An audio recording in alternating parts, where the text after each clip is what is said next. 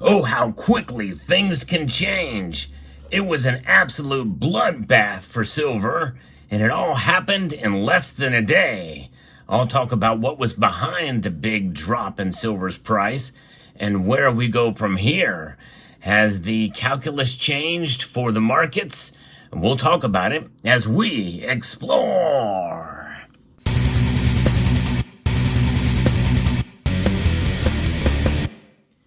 I was shocked and stunned. This was actually the biggest drop I've ever seen since I started paying attention to the markets. But in some cases, it really doesn't surprise me.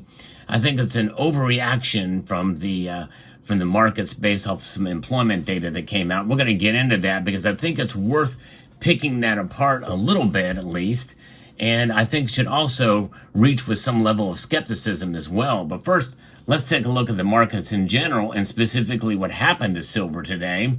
Mere moments before the markets close, gold took a pretty big drop as well too, but it is the more stable of the precious metals, which is one reason why I have been focusing on a little bit more than silver.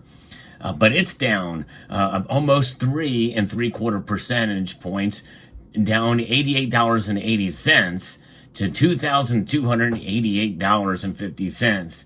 So gold took a pretty big hit today. Platinum and palladium also took a big hit too. Platinum is down over 3.8%, down $39 to back below $1,000 an ounce, of $975. Palladium as well is down $20, down over 2%, and it's trading at $936. But silver took the biggest hit today by far, almost 7% earlier in the day. With some slight recovery, it is now down 6.73%. Wow, I'd never seen that in a one-day move. Down $2, that's right, down $2.11 to $29.27. Now remember, it was up over $31.50 earlier in the day. In fact, the high of just this day, trading day, is $31.58. But it fell down to almost below $29. It got down as far as $29.09 in one day. That was over 7% drop, but it's recovered some of those losses since then.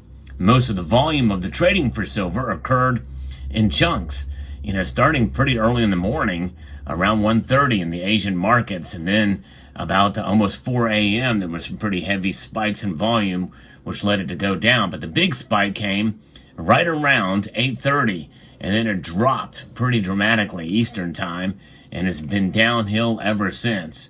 What a massive move. Now, what's behind this? Really only one thing. That's it. One thing.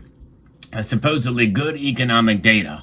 Now, there's a level of skepticism that I have with our three-letter agencies. I think on the surface it would be good news that some of this is happening, and I think to some extent it is. But I think some of these numbers are being fluffed up a bit, and I think it's for political reasons.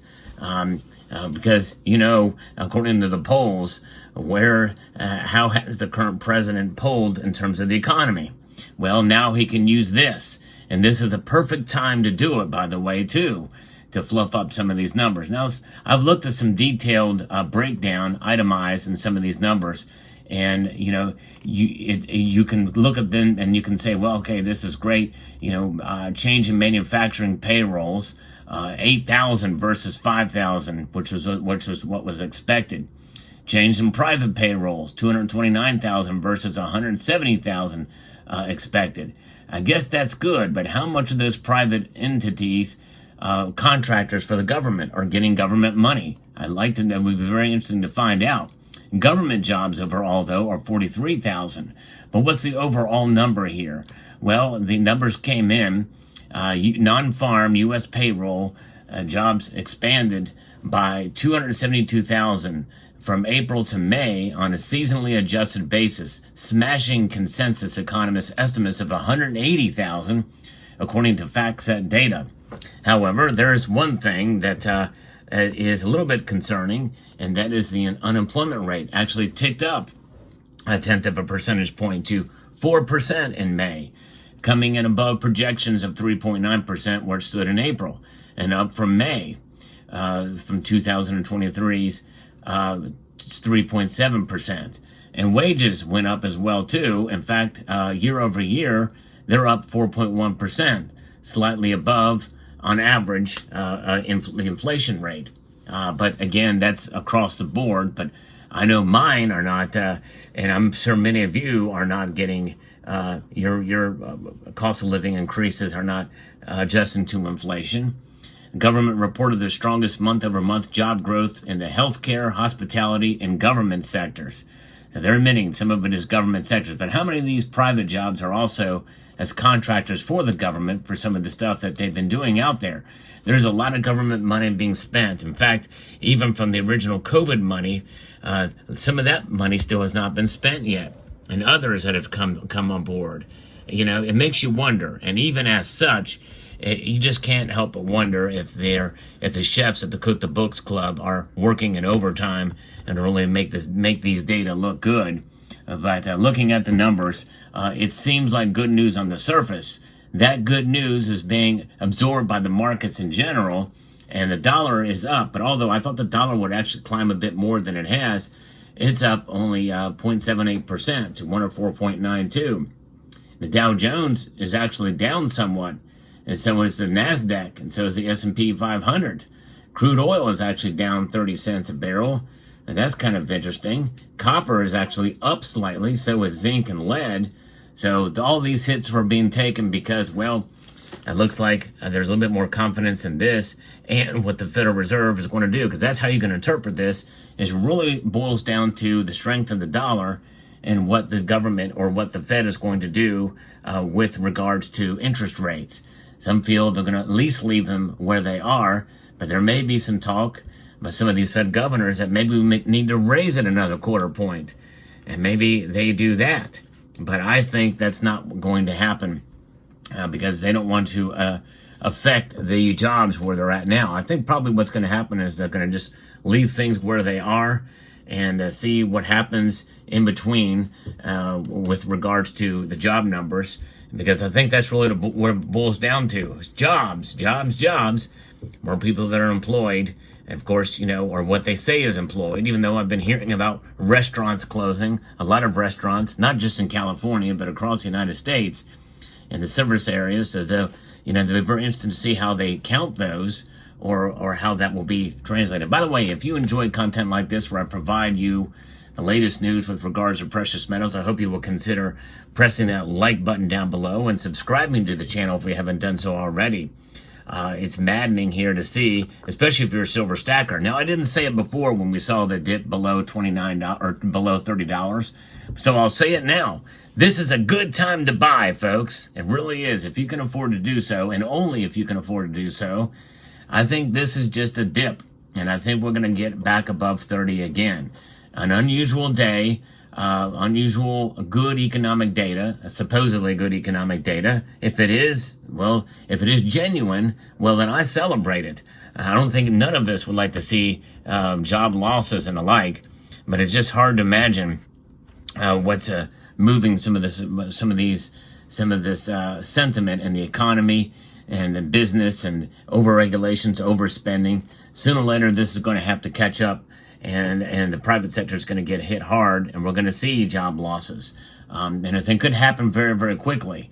Just as today's movement and the spot price for gold and silver happened very, very quickly. And more than likely, we're going to see some sort of rebound from this. And I think it's going to pop back above $30 at least. That's my feeling. And by the way, it doesn't change my calculus on where silver is going to end up by the end of the year. I'm still bullish on silver. I still think it's going to probably end up being around $34, $35 an ounce by the end of the year. Today's move, as drastic as it was, does not change my viewpoint on silver. In fact, my viewpoint in reality has not changed at all since the foundation of this channel. I believe in silver no matter what the price of it is, because there's more to silver than just its price. That has been a reoccurring theme this year, especially understanding the difference between price and value. there's more to silver than its price. And but nonetheless, we'll keep an eye on things. Is what we do here. We look at the markets and see how they react. But if it does provide an opportunity, and an opportunity that you probably won't get probably again for a while, because this kind of economic data doesn't come around every single day, that's for sure. So I think today was an overreaction, and we'll wait and see what happens. Now, I've heard rumor that there may not be, the markets may not open in Asia on Sunday night. I'm not sure. I'll probably still live stream, and just in case they do. But it'll be very interesting to see what happens with silver's price when the markets do open again. Will it continue that drop? I mean, this is a Friday, and it seems like we have very interesting things happen on Friday in terms of the markets, but that is when some of these numbers and economic data come out. So we're bound to be in a situation where we're gonna be able to do that. So very interesting indeed. Let me know what your thoughts are in the comment section down below. I hope you found this video informative, insightful, and educational. Would like to extend a multitude of gratitude to each and every one of you for taking the time to watch, and to encourage you to please rate, share, comment, and subscribe.